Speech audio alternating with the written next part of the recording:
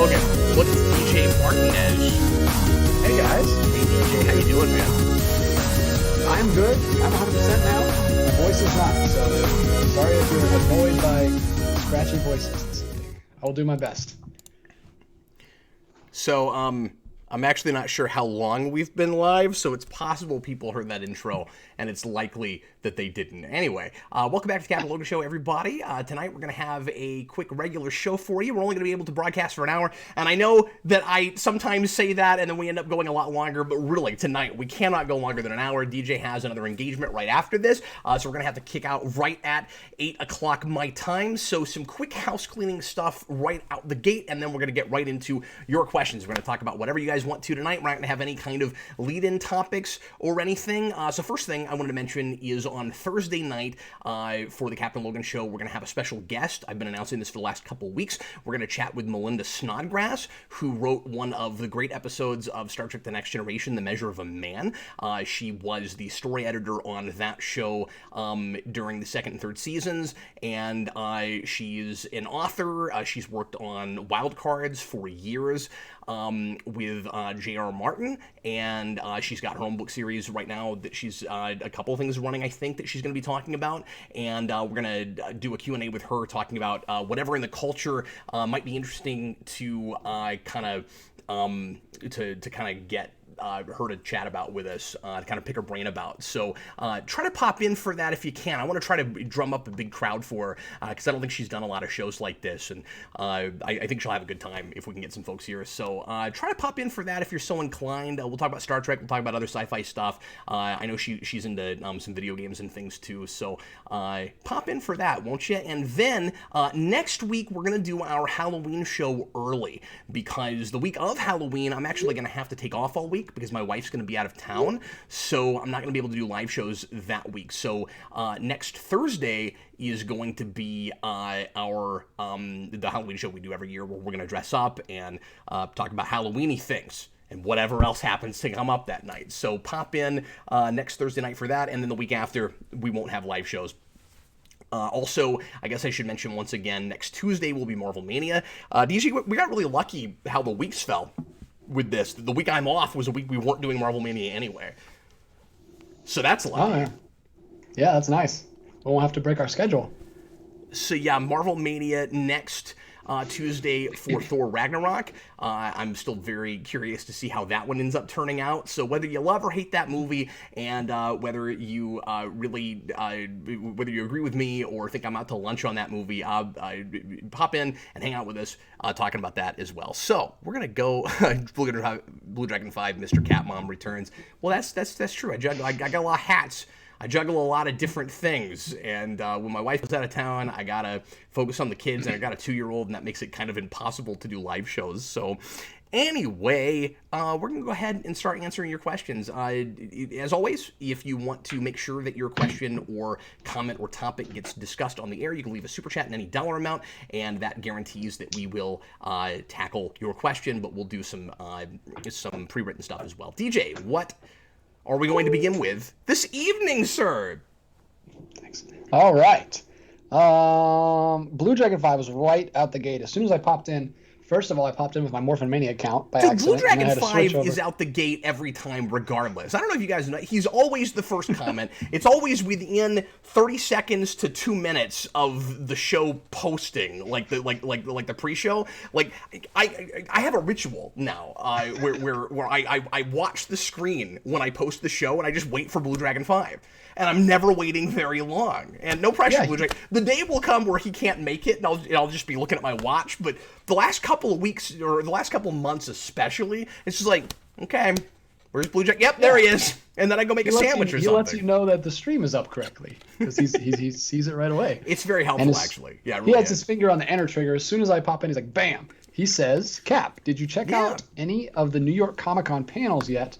Perhaps the Slugfest panel about the Quibi show from the Russos on the rivalry of DC and Marvel. First episode is at the end of the panel. Wow. I'm sorry. I honestly, I didn't even realize New York Comic Con had happened. So no, I didn't. Yeah, I haven't heard it. Weird. I haven't heard anything about that. Usually there's like buzz and rumblings, especially if anything kind of dicey or spicy or controversial happens. But given that it can't be in person now, maybe that's part of why that's not happening. But yeah, it's weird. It's like I heard nothing for 2 weeks before Fandom about Fandom. And then this somehow I didn't even hear about. So no, I have not looked into that. But that sounds really interesting. Yeah. I think Dicey and Spicy sounds like a good show for a name. Dicey I'll be and Dicey. Spicy. Okay. Mutale. Yeah. Another pre.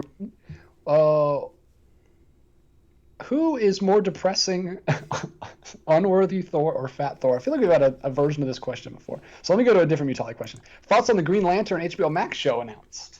Yeah, I think we actually answered exactly that that question last week, did we not? Oh, did we? Something Or if similar. we did not remember, I sure remember seeing the unworthy versus Fat Thor. Maybe I just saw it and we didn't actually answer it. I'm gonna say Fat Thor if I have to answer that real quick. But what was the other question? Thoughts on the Green Lantern HBO Max show? Haven't heard about it in a while, but it's still happening, right? Apparently, yeah. I don't have much to add that I haven't said already.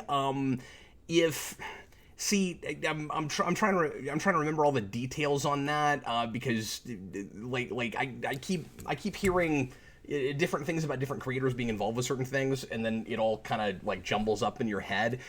Is the Green Lantern show one of the ones that Abrams is supposed to be producing? Is that one of the first things he's doing, or was that pre him? Or now that he's supposed to be on board with that, with some of that stuff, is he now connected to? I have no idea if Abrams is involved with that.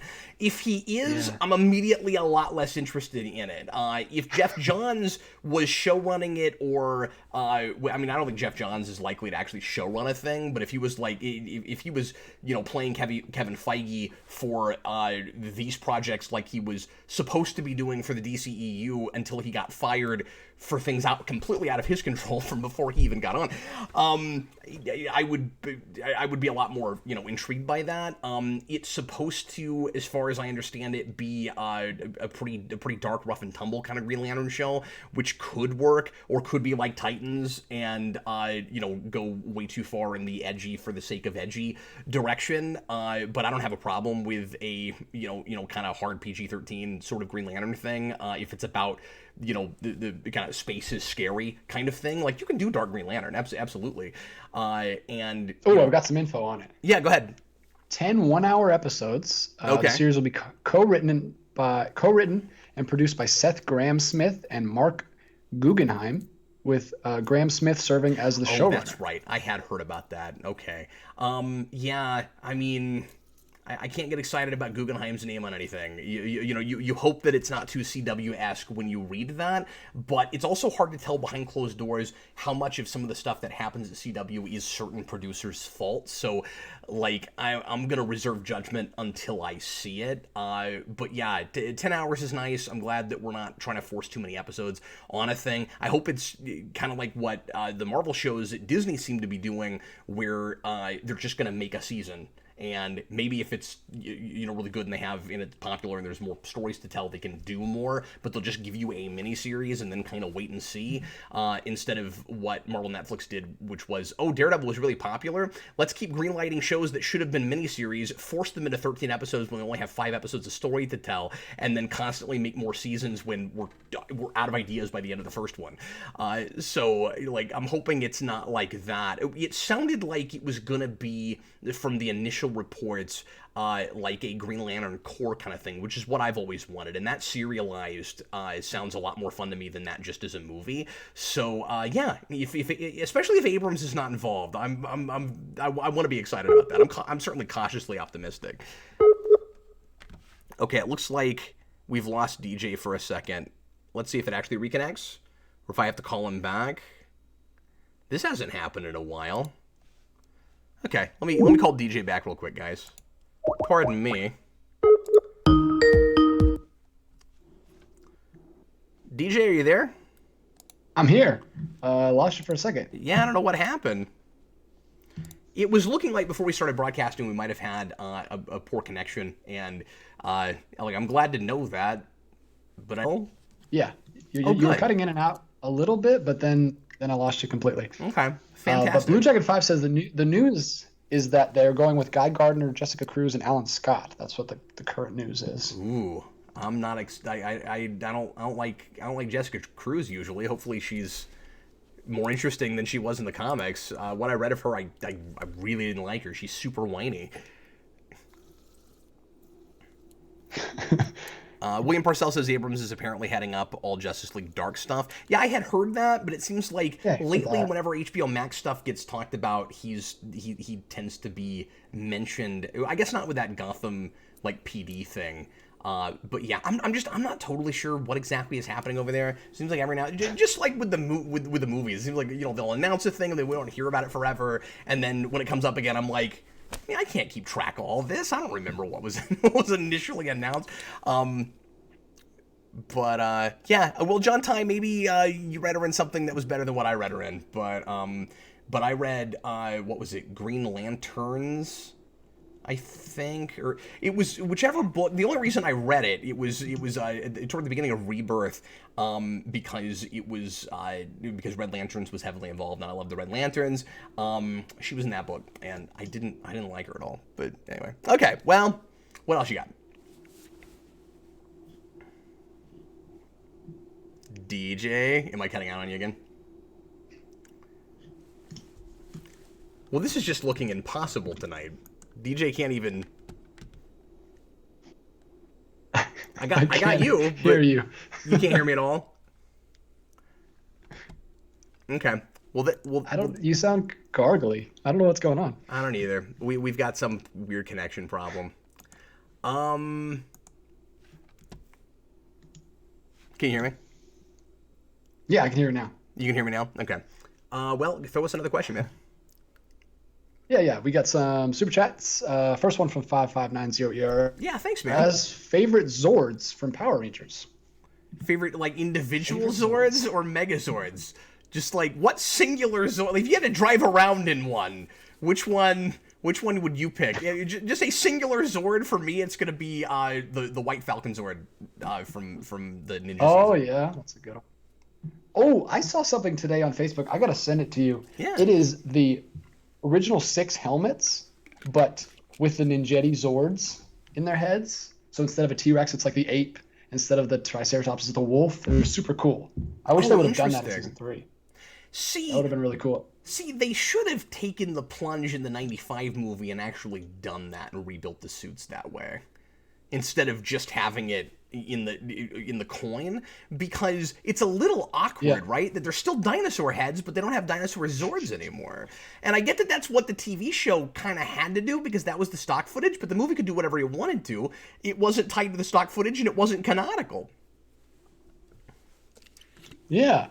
They definitely should have done that. And the artists did a really good job. They look cool. I mean, they're just like basic sketches, but I think they would have looked cool. DJ, everybody says they're not having any problem hearing me or anything. So the connection issue could be on your end. I'm not totally sure. So if I keep getting garbly and you can't hear me, just pop out and pop back in. Okay, will do.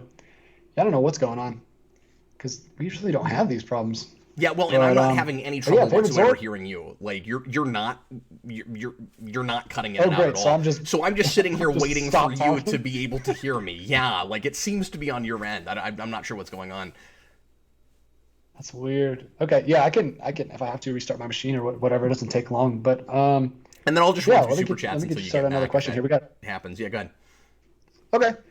Well, let me get you started on this one, and I'll do that just in case. Sure, that Hey sounds good. Cap, this is from Maniac Madness 11. Yeah. Hey Thanks, man. Cap, was just wondering, have you been keeping up with the Power Rangers comics, or did you stop reading after Shattered Grid? So I have been reading them some, but they haven't been sticking with me. I've not been super impressed with them, and they keep kind of jerking me around with Lord Zed. Like Zed was there, and I was real excited when we went into kind of season 2 mode. We jumped ahead, and we have this kind of like Shadow Ranger thing, not actually the Shadow Rangers, but the like three that leave in season 2 end up staying Power Rangers, but working for somebody else, and they're kind of like they're kind of like spy Power Rangers. It's a little more morally ambiguous, which is really, and they have really cool costumes. I forget what they're called, but that whole thing was a really neat idea, and it's kind of questioning that Zordon ideal of never escalating a fight or never starting a fight. And then they end up, coming back together with the rest of the Rangers and having kind of a confrontation about all of that. And all that stuff was cool, but I just wasn't interested really in the bad guys. Like, the villain for a little bit was sort of, there is, actually not, I'm trying to remember now. It's not sticking with me real well. Like it was, and I didn't review it, I just kind of read it casually. But I'm trying to remember if the villain was kind of there standing for Zordon, or if it was the person she was working for. I can't remember anymore. But there was also like this like evil doggy, like doggy from SPD, like an evil version, like an evil person from their race, who was really kind of one note and not real super interesting. And anyway, they replaced Zed with him for a while. Like Zed was just sort of like standard mustache twirling. We didn't try to really give him any character dimension. So he walks and talks like Zed, which I guess is fun, but he's just TV show Zed. Even Rita, we tried to add a little bit of dimension to. And so, like, a few issues in, we just put him in a dumpster and put him on a shelf with a bunch of other dumpsters, and he's just gone for a while, and that was the thing I was really excited about, was seeing what they did with Zed. But he's back now, and they're doing more stuff with Draken, because of course they are. And I'm just really tired of all that stuff. It's like Shattered Grid and Draken were like the one idea we had, and we just can't stop going back to the well. So I've not been real impressed with it lately, but I'm still keeping up with it a little bit. Well, I say a little bit. I mean, I haven't read it in a couple of months. I don't know if DJ, can you hear me? Are you there? I can hear you, yes. Sweet. So just finishing up this Power Rangers question, I say I've been keeping up with it. I haven't read it in a couple months, so I don't know if we've actually started those new 2 books that they were. Do you know about this, DJ? Where they're supposed to be like a splintering of the team, and there's 2 groups, and one book is supposed to be called Mighty Morphin, and the other book is called Power Rangers, and.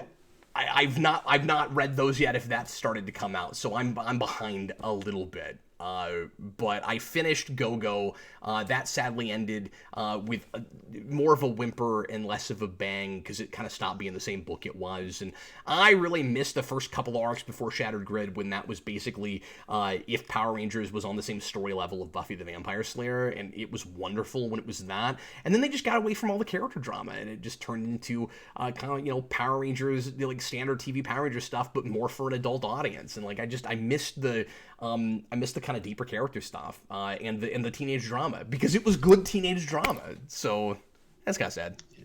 Yeah, that's sad for me, especially if someone who hasn't read that stuff yet.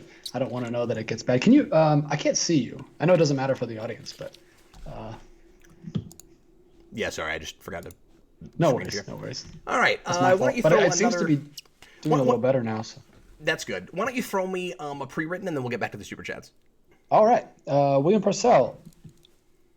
Do you think during Justice League stories it's sometimes necessary to portray Superman as weaker than usual in order to make it seem like he can't win without the whole team? Boy, it sure feels that way sometimes, doesn't it? Or we'll have to like take him out somehow. Like, how many Justice League stories have Superman like under some kind of alien influence, or make him the threat, like mind controlled, or put him in some kind of like a dream sequence trance thing or something, just so we can put him to the side because he would be able to take care of whatever the issue was, really quickly. But I think this is a problem with team books in general, because you're never going to have everybody on a superhero team, and Superman is one of the more extreme examples, obviously. They're never all going to have the same power set or like comparable powers. You're always going to have somebody that's a little bit more powerful than other people, and somebody that seems to only be useful in certain situations. Like, if there's not any water, Aquaman might be able to hit things with a stick, but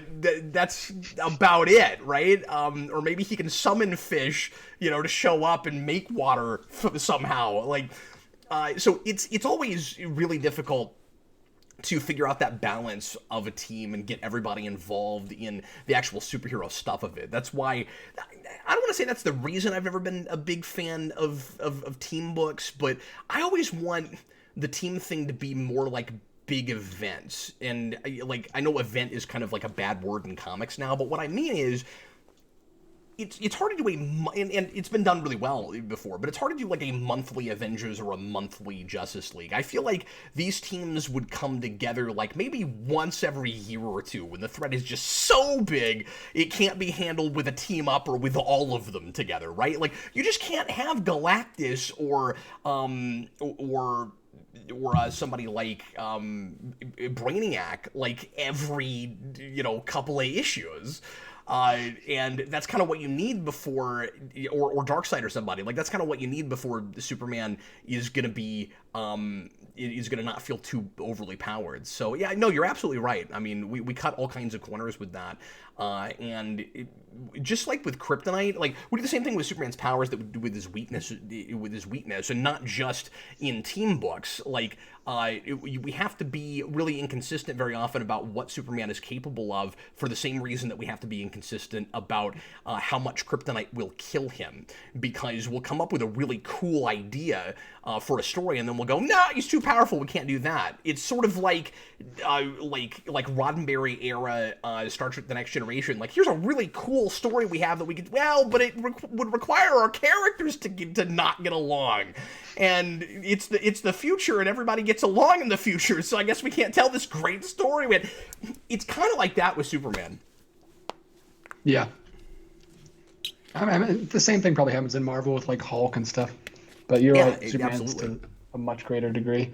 Honestly, I think the easiest, real quick, I think the easiest team to be consistent with stuff like that, or one of the easiest, this just comes to mind, is Fantastic Four, because A, there's fewer of them, and B, like Invisible Girl is technically not as powerful as some of the others because she's got mostly like defensive powers, but they all complement each other really well. Like they're all really well integrated. You could see one superhero with all four of those powers that would be like a relatively powerful superhero, but then that guy still wouldn't be on like the Superman level. So you need all four of them to you come together and have those powers that really complement each other, right? So like you've got your super strength with the Thing, and then you've got your really defensive powers, two of them with Invisible Woman, and then you can fly because of Johnny Storm, and I guess then you can reach things from far away, and so when you put all that together, you get kind of like one really powerful superhero.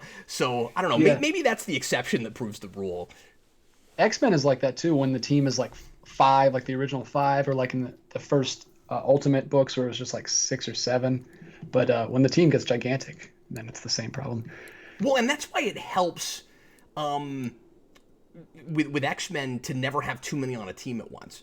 I mean, what I like about X-Men is it's a revolving door. It's not, and Avengers is that way to some degree too, but usually you have like particular token Avengers that you sort of expect to be there, and X-Men in various eras has that. Usually Cyclops is there. Usually after a certain point you've got a Wolverine, but like by and large, you can have an X-Men team made up of 5 to 9 of, and I hate the bigger team, the 8, 9, 10 teams. That tends to be too much. Or you can have like, you can have just the mansion. You can have like 50 there, but we only ever send out so many, right? But like, I like it, like you said, I like it when we pick 5 or 6, and then we can just kind of rotate. Yeah. We can just kind of rotate them out. That's cool. Got a super chat from T-Edge1. Yeah. $10 super chat. With DC Universe becoming only comics, what will happen to the non-exclusives that are currently only there? Example, Static Shock and the Batman, or are they staying on DC Universe? You're the best. You're the best geek, he says. Thanks, man. Well, they are, and that can't possibly be true, because there's already been at least a couple of questions asked tonight that half the audience would have been able to answer that I just was not up on things about.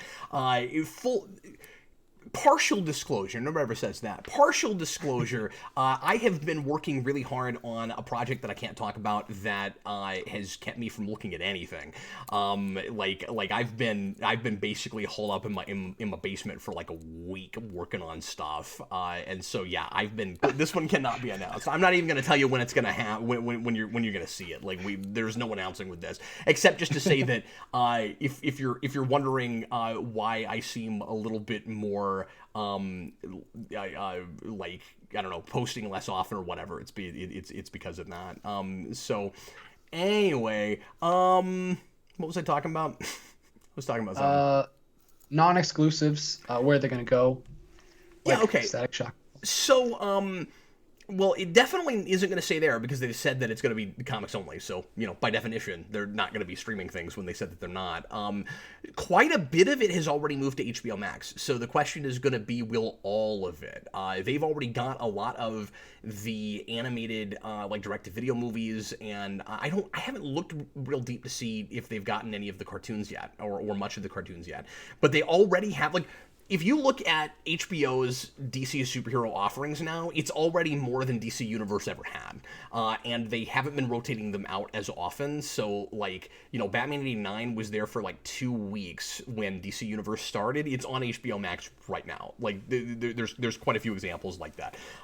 We watched the Batman vs. Dracula last night streaming from HBO Max, and I can't remember if that was on DC Universe or if they just added that to HBO Max. But anyway, so I'm assuming that a lot of it will move there, and I would suspect, and I think they've got Harley Quinn too, or they will have Harley Quinn if they haven't put it there already.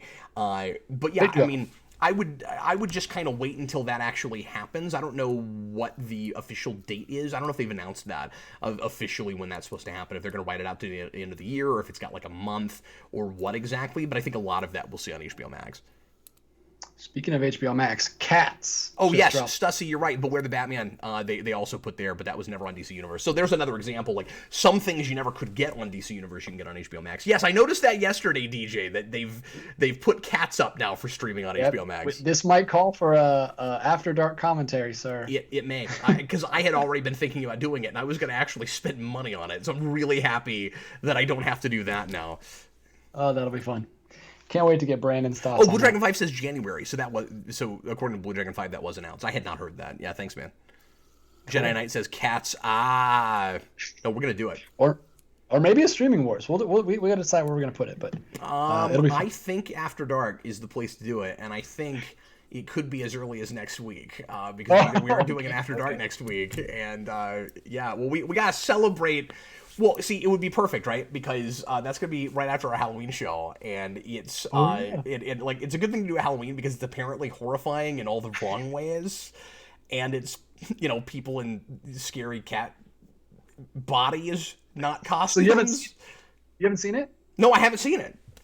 We're talking about doing. No, it'll be a blind watch for me. I've not seen it. Me too. I want to see it first time with you guys, so. That'll be fun. Mutali says you could get drunk watching it. I mean, I'm likely to be drinking something, absolutely. It calls for an After Dark, I'm sure, because we're going to be saying some things and doing things. We're going to be doing some things. Live dance-alongs with the cast. For a movie we've not seen. We're going to dance along with it. We have no idea what the choreography is. And in our chairs, no less.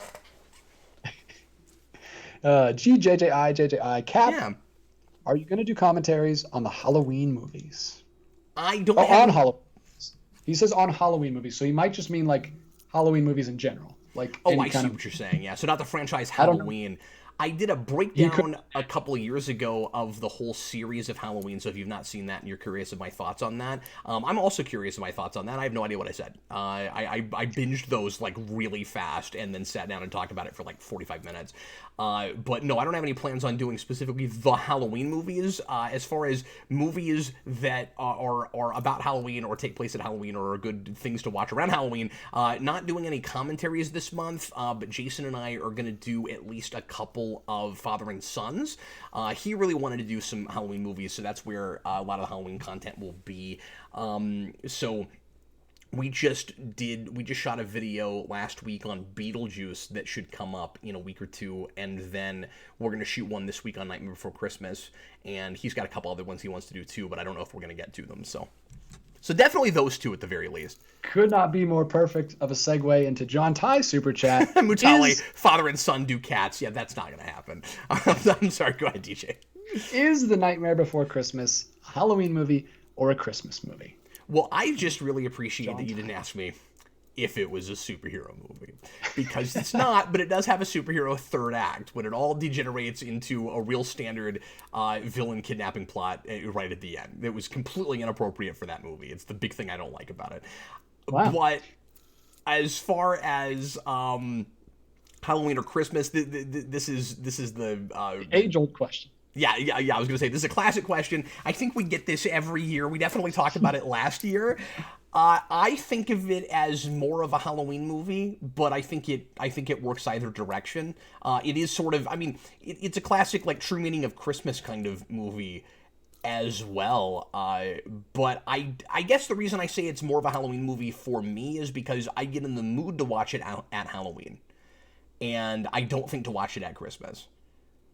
Okay. But Freddie watched it for the first time with us today, and halfway through he goes, really insightful 5-year-old, he goes, I think you could watch this at Halloween or Christmas. And I was like, yeah, Freddie, I think you're right. Yeah, I haven't seen that yet. I'm hoping to finally get around to watching it this year. It's one that I've never seen, but it's on Disney Plus, so we might check it out with my son this year. And that is the end of our current super chat lineup. Super chat rewind. I'm going to jump back to the pre-writtens, and feel free to leave some more in the chat. I've got a couple more from the beginning, but go ahead and let me know. Awesome. We've still got half an hour, so plenty of time. Dang. William Parcell, thoughts on Disney officially announcing that streaming will be its main focus for entertainment going forward? Yeah, so I saw that headline like just before we started the show tonight and was like, I wish I had time to look into this. That is all I know, is that they seem to be trying to cut ties with movie theaters, which is really intriguing news given that everyone's been assuming that Mulan was a really like unsuccessful experiment. So I'm curious to see what their plan ends up being, what like how they think they're going to be able to, not just recoup money from failed movies, or not just failed movies, but movies that they haven't been able to put out in the theater yet, that they're kind of hemorrhaging money on, but also moving forward, how much money are they going to sink into stuff if it's going to go straight to streaming? Are they going to just put everything on Disney Plus and see if they can get more of the whole world to subscribe to that service? Or are they going to do some VOD first things? I'm pretty sure they're not going to do that whole crazy notion that we had on the show last week, DJ, where they'll make their own movie theaters. I don't think that's going to happen. That seemed to be a little bit of an out-of-the-box notion that somebody came up with, but yeah, we know that Soul, the next Pixar movie, is supposed to come out Disney Plus only. But prior to this, they had already moved the release date for Black Widow back, and we're still planning on putting it into the theater. And that seemed to be a direct reaction to the performance on VOD on Disney Plus for Mulan. So like they're like, okay, we don't want to make that mistake again, but now they're wanting to cut ties with theaters. So that's all I know, though. I've not had a chance to look into this. So while we're talking about but it looks like all Disney said was that one statement of their company revealed that in order to further accelerate its direct-to-consumer strategy, it would be centralizing its media businesses into a single organization that will be responsible for content distribution, ad sales, and Disney Plus. So, like, that's all we know. This article goes on, and this person probably knows a lot more about what it means than I do financially, but sure, I don't know if it was like a. But just as far as what the press release was, like, it sounds real short and sweet.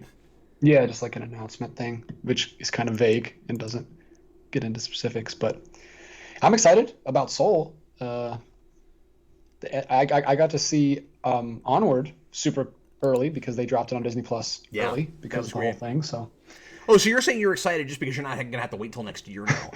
I mean, that's just one tiny facet of it. I know Disney's struggling because they still can't open their Disney parks in California, which is Also, something to huge keep bummer. in mind too that I just remembered is that Disney just laid off a bunch of people too. They had like a 30,000 layoff, and I wonder how connected that is to everything because that just happened like last month.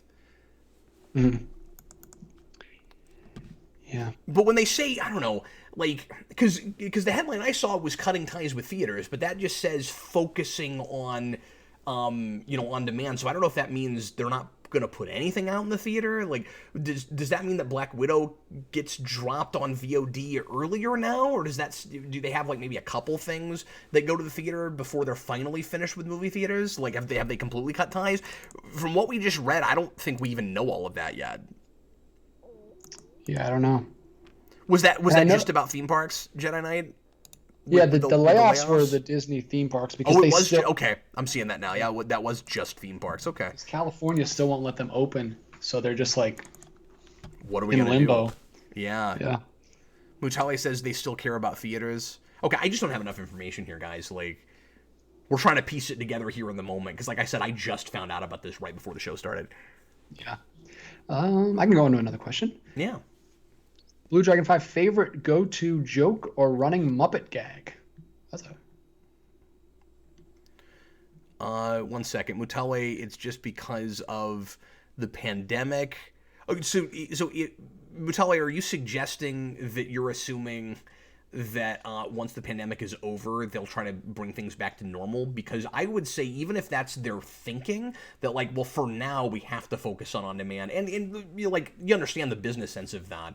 With what they're making moving forward, like we're not going to greenlight any more bazillion dollar movies that would have to go to the theater to recoup our costs because we don't know when theaters are going to open. I don't know what that means about the things that they've made already that are supposed to go to the theaters, but Mutale, I would suggest that forward that like if theaters, I mean, I don't.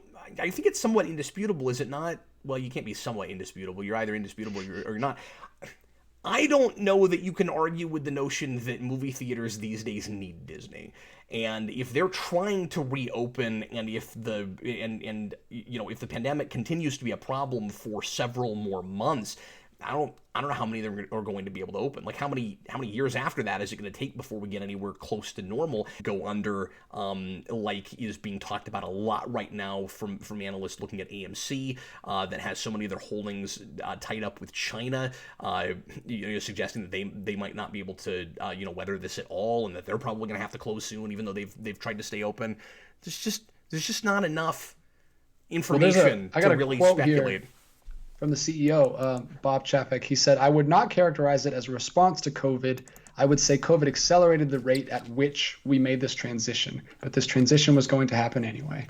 Well, if they're calling it a transition, then by And it's not definition, going they're back. they're Yeah. not going back. Yeah, Jeez, interesting. this is crazy. This is big stuff. Okay, so I'm sorry. What was that about Muppets? Just want to do that occasionally. Every show, in the middle of like a big heavy. Whenever we get a big heavy topic, what was that about Muppets? I feel like there was something about Muppets. I don't know. I'm just look, guys. I've been in isolation working on this secret project. I don't know about the Muppets. Okay, I don't know what's going on anymore. I'm sorry. What was Nothing's it? going on. Blue Dragon 5 is just curious what your favorite go-to joke or running Muppet gag is. Oh man, that's hard. That put me on the spot like the grr and arg. Let me think a minute. I mean, there's a lot of fun stuff, of course, with Statler and Waldorf. I like Menomina a lot. Like everybody likes Menomina. Oh man, I kind of need some time on it. Some of it's Sesame Street stuff, man. There's a couple of Cookie Monster sketches that like kill me every time, no matter how many times I see them. Uh, and Dude, you're gonna think I'm insane when I say yeah, this, yeah. but I didn't grow up. I didn't see. I never saw a Muppet. I didn't have a Muppet in my life ever until I like started watching you and you started talking about Muppets. But I did watch a little bit of Sesame Street, and I knew about the Muppets, like Kermit and Miss Piggy and stuff. I never knew until this year when I started watching Sesame Street with my son that Muppets are on Sesame Street. Like they're the same. You didn't even know that? Never knew that. Like Kermit the Frog shows up in my Sesame Street, and I'm like, what's going on? Yeah, Like Kermit the Frog's there from the beginning. Yeah. I know. I was watching the early Yeah, stuff, and he's a news anchor. He's there in '68. Yeah. I only saw like right up front. He's there so early. His characterization and voice is a little different. It still sounds like what it did on the couple of sketches they did on, was it the Tonight Show or one of the other talk shows? Because I've seen some of the old like talk show sketches they did before Sesame Street or the Muppet Show even happened. And that stuff's really interesting. Okay, one of the big go-to gags I love in all of its various forms is some like big. Some monster with a big giant mouth that will eat anything that you put in front of it. That's always funny with a Muppet, where it's like it'll always start with actual food, and then it'll go to like canned goods, and then it'll go to like a desk, and just eat everything. That's always funny. Too much. So this is a joke that I think is not a running gag, but recurring. I think they used it a few times in different places. That again, I first saw on one of the Tonight Show sketches. Too much sax and violins on TV. That always cracked me up. I love that, which sounded really risque in the '70s. It's great. And then there was another one I was about to throw out. It's not eat drums, animal. It's beat drums. Beat drums. That one's always great too. I love the Muppet movie. It's great. You know what? When we get back to streaming wars, I might show you a Muppet movie or two if you've not seen any of those. What's funny is I think the Muppets are kind of your sensibilities, actually. It's funny you didn't grow up with them because I actually think you'd like them quite a bit. But I know, and I probably, if I would have grown up with them, I would probably like them a lot. And I'm worried that I won't. I've been worried to dip into it because I'm worried like it's not going to resonate with me as much now that I'm old and I don't know, a little more. Not desensitized. What's the word I'm trying to think of? Cynical? If you can think of me as cynical, because I'm not a very cynical guy, but I'm definitely more cynical than I was as a kid, obviously. Yeah, but Logan Duff. I wouldn't say that you like turn your nose up at wholesome humor on the whole. I feel like there's not at all. things that you laugh at that don't have to have like a massive edge to. Yeah, and I'm not saying I'm going to dislike it wholesale. I'm just saying I wish I had grown up with it because it does sound like something that would have been part of my... Stussy says, wait, I thought Sesame Street was a Warner HBO thing and Muppets was a Disney thing. Well, that's true now. But, well, I mean, I say that. You've got the Muppets, and like there's character crossover between them, but like you're right, the Muppets is a thing and Sesame Street is a thing, but it's all Jim Henson, and the humor sensibilities are obviously very similar between them, and there is a lot of crossover. There's a great moment in the Muppet movie, not the Muppets, but the original Muppet movie.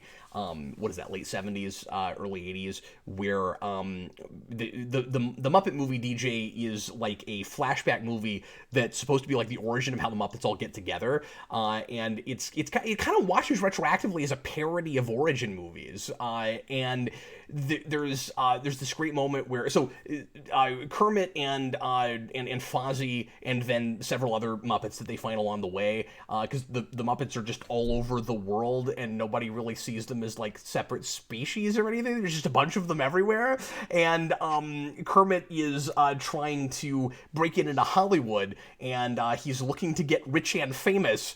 And there's this great scene where they're going down the road and they get stopped by Big Bird, who's just hitchhiking with a knapsack. He's just like walking down the street, and they're like, hey, you want to get in and ride with us? Because they talk for a minute and they can tell that he wants to get into show business, and it's like, well, we're trying to go to Hollywood to get rich and famous, and Big Bird says, no, that's okay. I'm actually not going that way. I'm on my way to New York to break into public television. It's fantastic. That's awesome. Oh, we got some super chats flooding in. Right here at the end, like it always happens. Logan Dodd. This is from last week. This is a follow-up. He says, DJ, to clarify Last Kingdom for you, it is a historical Viking show, but I still think it would appeal to a fantasy fan. So that's what he was saying last week. Yeah, fair enough. But people would be suggesting that it crossover. Doesn't squarely fit into the fantasy category. Yeah, just it probably just feels like that. And then he says, No Jedi Knight. Big Bird could not have fit in that card. That's part of why it was so absurd. And keep in mind that this was right after a joke about a literal fork in the road. Anyway. And then I don't get his second part. He says, Cap, Face Comics outside DC and Marvel? Face Comics. Face Comics? I don't know if it's Face Comics or Face Comics outside DC Marvel. Maybe it means fave. I bet it was fave. Oh, favorite comics? It might have been autocorrect. Outside of... Man, I wish I was better at, like, puzzles sometimes on this show. You know, it feels like if just I was better at, like, anagrams and, like, crossword puzzles and things. I mean, like, how many, like... I really appreciate all the questions, guys. I don't mean to make fun, but sometimes I feel like I need a decoder ring where I'm just like, I like it. I like figuring out riddles and puzzles. There's a key somewhere that, like, the C actually means V. Whenever he puts a C in a word, it's a V. No, I'm sorry. I'm just kidding. Autocorrect is my nemesis, so I'm used to figuring out, like, what it changes things to. So he clarified. It definitely meant fave. So he's saying out of, what, the big two? Is that what he's saying? Favorite comics outside of DC and Marvel, yeah. Well, I mean, I'm always a broken record on this. People ask me about indie things all the time. Obviously, my favorite thing in the world is The Tick. It's my favorite thing. This is the new, I haven't read this yet, the new Free Comic Book Day issue from this year. Look, I got my boy. I got Thrackerzog right on the cover. Good old school, old-fashioned pink Thrackerzog. He's looking gnarly there. I got this from Vince. He brought this over when he was here the other day when we did that live show because he was actually leaving his house because he has to go to work to leave his house. And so just after the quarantine, he was able to get his hands on that and gave it to me, which is really super nice of him because I've not hardly been into a comic shop. But anyway, let me think for a second. Other things I like. I never thought I'd care about The Walking Dead, but I do. It's really good. I've still only read that part of that, most of that first compendium, not much past that. So probably, I don't know. I'm somewhere in like the 30s or 40s issue-wise, I think. But that's one I like a lot. Let me think a minute. Obviously, I've liked a lot of IDW stuff. My favorite thing in the last 10 years is IDW Ninja Turtles, which Eric and I are about to start recording reviews for again, that you'll see down the road. We're going to record some and put it in the queue, but that's going to start happening after Ultimate Spider-Man. And so, some of the licensed stuff that they've done over there, I like the X-Files comics for a good long time until we got to the relaunch, the TV relaunch stuff. What else? Yeah, I don't know. There's a few things. No, I didn't bother reading Spawn 300 because why? He just never gets anywhere with the story there, and I'm pretty sure. See, I don't like to read Spawn at all anymore, but I don't like to try to jump into Spawn after not having read it in a while. If I'm going to force myself to do it, if I'm gonna torture myself with that, if I'm gonna be a masochist DJ, I'm going to read everything up from where I left off last, because the mistake I always used to make is I would jump into Spawn and I would think that it was okay, and I would assume that everything made sense because I hadn't read the previous issues and I didn't realize how much constant retconning and contradicting was happening. And if you do that, if you start with a big milestone like that, they usually read okay, and they relatively. I mean, McFarlane seems to have a real dicey relationship with the grammar and the English language, but if you can get past some of that, you'll read it and be like, well, this is kind of fun. This is, it's sometimes real splashy and real out there, and sometimes he has a little bit of fun with it if it's not one of the more really, really boring ones like 250 was. Oh my god. We got nowhere in like 20 issues and you got to 250 and it was just another like oversized 50 pages of not getting anywhere else. And it was really awful. So yeah, I don't know. For lots and lots of reasons, I don't want to do that. One of the things that's really surreal for me right now is we are like 6 years away from Spawn year, and from the end of it, 2014. It's 2020 now, and the last issue I reviewed in Spawn Year was 220, and I set that up right at the very beginning. That the last issue I was going to review was 220. You see that issue in the prologue, where that's what I'm reading before I go into the sugar coma, and then that's the last issue that I review. DJ, like 310 or 311 just came out, or is just coming out, so we're almost in real time 100 issues away from the last one I did in Spawn Year. It's crazy. Wow. Well, Spawn Year. Sorry, other things are suddenly coming to mind. Why the Last Man? Logan Dodd just mentioned that. I was looking at his list. He's at East of West in Saga. I was like, oh, wait a minute, Why the Last Man? And then I said, he also said Why the Last Man. I also liked, what was that? I didn't read much of Saga, and I need to do that because I like that writer a lot. But I did read, God, I'm sorry, I'm just rusty. The time travel thing that he was doing, Paper Girls, I liked a lot. I never finished it. I need to get back to that. I've got all of it. But yeah. So there's a whole bunch of super chats piling up, so we need to roll through them. We got 10 minutes left in the show. If we end up with any super chats left over, we will open the show with them on Thursday. So nobody, well, no, we can't on Thursday because we'll have Melinda. We'll have Melinda Snodgrass, so we may have to do it the following week. Anyway, let's try to get through them if we can. But don't worry, we'll get to them if we can. But we do have to stop the show. Although this first one is a doozy. Maniac Madness 11, being a decade removed from the series finale of Lost, do you believe the ending was unfairly criticized, looking back on its legacy? I think it's. I don't know. I think there's mistakes on both sides. I think it was unfairly maligned for the things it was maligned for, but I understand how people got to it because of the mistakes that show overall made. So this is gonna be, I guess, spoilers for Lost. I don't know if anybody's gonna care at this point. I'll try not to get real nitty gritty into this, especially because we don't have time. How many super chats do we have, DJ? Quickly, 1, 2, 3, 4, 5. Okay, so I have no time to talk about this. Is what I'm learning. I agree with Lindelof. I've actually listened to Lindelof talk about this a lot, and I agree with him when he says that if you pay attention to what's actually happening, it is very clearly not true. And this is not just him explaining his work; like it's in the episode.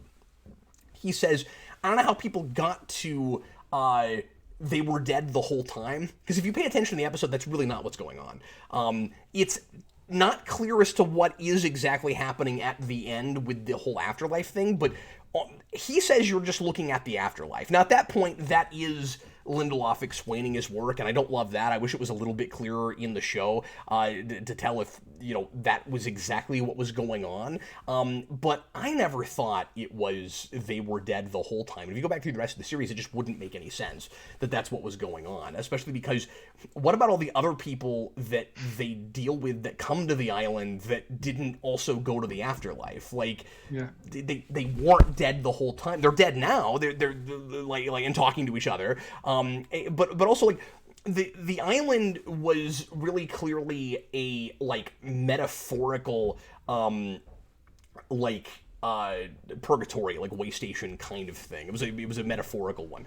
But you also had that on top of what looks like very celestial things happening with the light in the center of the island and the man in black and Jacob and all of that. Like it does start to look very oddly Judeo-Christian. So I don't know how that mixes with the afterlife thing. The problem is it looks like you're looking at like a metaphor for the afterlife, and then you see them in the afterlife.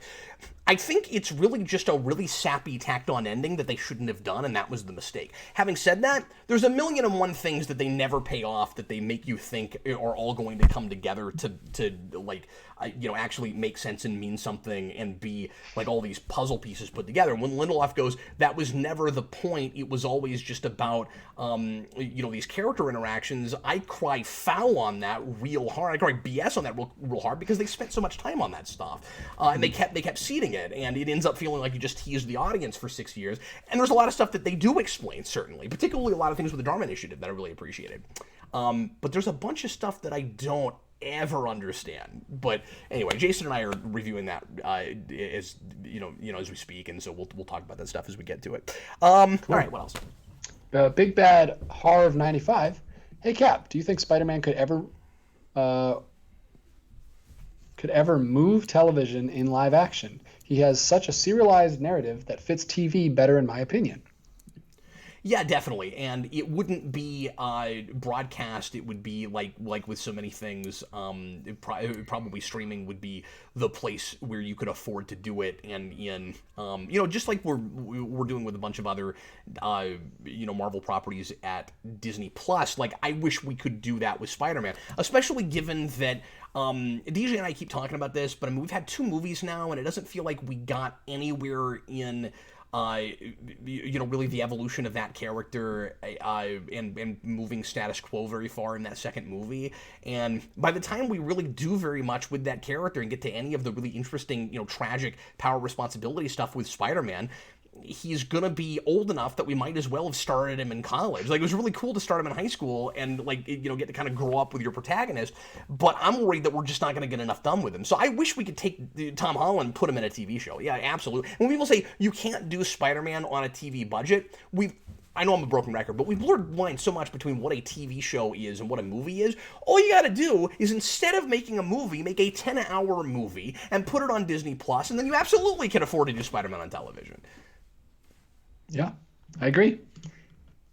Yeah, and we'll see once those Disney Plus shows come out. You might not have to turn down the spectacle at all. I don't know how much budget they're giving those, but I'm assuming a lot. Logan Dot, thoughts on Amazon's Invincible trailer?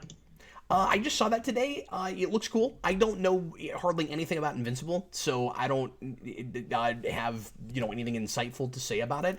Just like with the still photography, or just the photographs of it, I was really impressed that it looks so close to what I've seen of the art from that comic, and it looks really good. In animation, like, it moves really well. There's a lot of DC animated movies that kind of refuse to try to go with the art style of the books that they were based on because they seemed worried that it wouldn't look good moving. And then I'm like, well, I give you Invincible. Like it looks fantastic.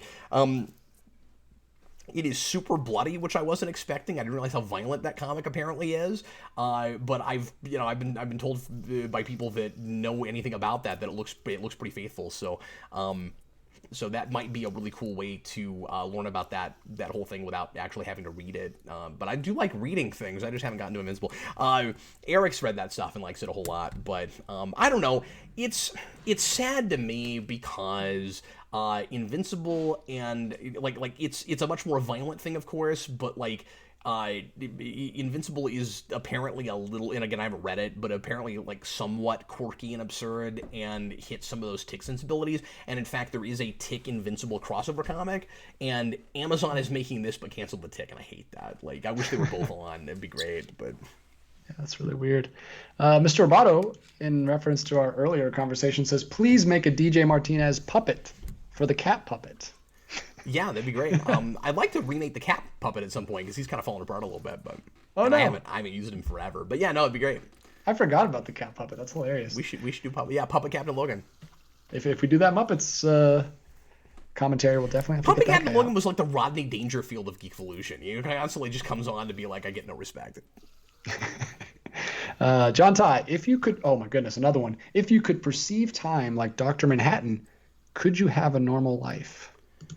No, I think definitively, I yeah. think definitively no. Yeah, that's exactly what I was going to say. Certainly, I mean, because it would be like what we have with the internet right now in microcosm. There's no mystery, and cause and effect wouldn't work the same way.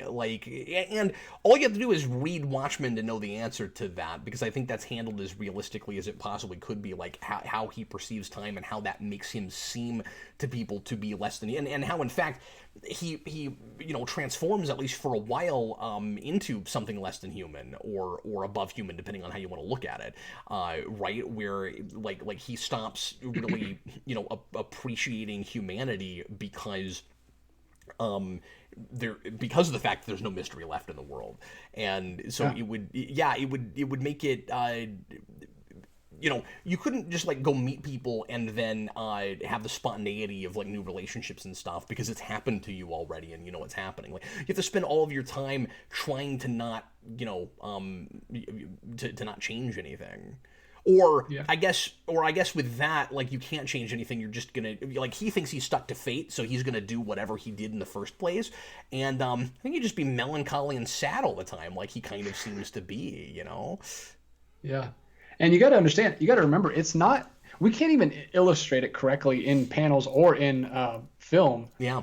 It's not like he just sees a couple glimpses like we show in the movies in the comic. He sees everything. Like he experiences everything at the same time. So it's like, yeah, there's no way. How many more super chats do we have? We're right at an hour. Just one, so it's perfect. Okay, let's knock that out. T-Edge 1, thoughts on the remastered look of PS4 Spider-Man? All I've seen is the face that everybody's complaining about, and I don't know why they did that. It looks like they're trying to make him look like Tom Holland, and I don't know what the point of that is, because it's an older Peter Parker that's been Spider-Man for, what was it, like 10 years? So I don't know why they tried to make him look younger and look more like that character, and more to the point, like, the vibe and atmosphere of that game is not MCU Spider-Man. So, like, why are you going out of your way to make it look more like that? Like it's like Arkham Batman, where the whole point is to be its own universe set apart that kind of has its own tone. So, like, why are they doing that? I don't know. I haven't seen anything else besides that face, but nobody's happy with it. Everybody's complaining about it, from what I've read. Yeah. So. And they say it's because, like, they had to get a different actor because they had to do, like, more stuff or whatever, but, like, that can't be a coincidence, right? They had to find an actor that looks like Tom Holland, right? He looks so close to Tom Holland. It looks like they did that on purpose. And Stussy says the original design looks like Andrew Garfield. That may have been more of a coincidence than this is. I don't know why they would have intentionally gone for Garfield, because when they start developing that, I'm pretty sure they're already past Garfield. I could be wrong about that, but I'm pretty sure they would have already been beyond that. And like, that makes sense because he's a little bit older. So even though we, pretended like he was the high school age, in that movie, it was that Tom Welling thing where he looked like he was like 29 years old. He was going to high school. Andrew Garfield, I mean. Yeah, I don't know why if it is just they needed a new actor, I don't know why he's the only one they replaced instead of, like, all the other cast is the same, right? So I don't know. It's a weird thing. Well, that would get really expensive. I mean, if they thought they had a bunch of reshooting they needed to do with him for some reason, but not with any of the other actors, I get why they would just keep what they had already. But I wonder if that's going to affect their numbers with people, buying it again and playing it again. I don't know. Yeah, the remaster. I also think it's weird just that soon after that you'd already have a full-blown remaster of a game. Yeah, it's really weird. Like, it was 2 It feels like a thing nobody asked for, right? Like it looks spectacular and amazing, and web of, and the new stuff looks awesome, but it's like it's only a little bit more awesome. I don't know. It seems like if you had a little bit more space. I may be in the minority with a thing like this, where there's a lot of people who want to see, something like perfectly updated as soon as it's possible, and I just don't have that. Like, it looks great. I don't need it. And even if you show me side-by-side comparison, look how much better it is. I'm like, okay, but let me be impressed with that 10 years from now, not like 2 years after I played it. Like, I don't even have the time to sit down and play it again right now. Like, okay, yay, you remastered it. Like, I'll get to that in 5 years. Like, I got other things to do. I don't know. Yeah, I'm with you. But yeah, that's it. That's the Blue close. Dragon 5, can't they just use different mocap and then keep the same face? That's what I would have thought. Yeah, I don't know. Well, anyway, Sussy says they started development in 2014. Okay, that's fair. So maybe they were intentionally trying to make it look like Garfield, and then they went, "Oh, it looks too much like Garfield, so we got to change it to Tom Holland." But yeah, clearly that's not working. Like, I haven't talked to anybody that is happy about that. Well, anyway, everybody, thanks a lot for watching. Hope you enjoyed it. We will see you again on Thursday, like I said, with special guest Melinda Snodgrass. And then next week, Tuesday, we'll be doing Marvel Mania, and Thursday will be the Halloween show. So special events all this week and next week. So we'll see you again real shortly, and thanks a lot for watching. I was Captain Logan, and that's DJ Marquez. Adios. Later, folks.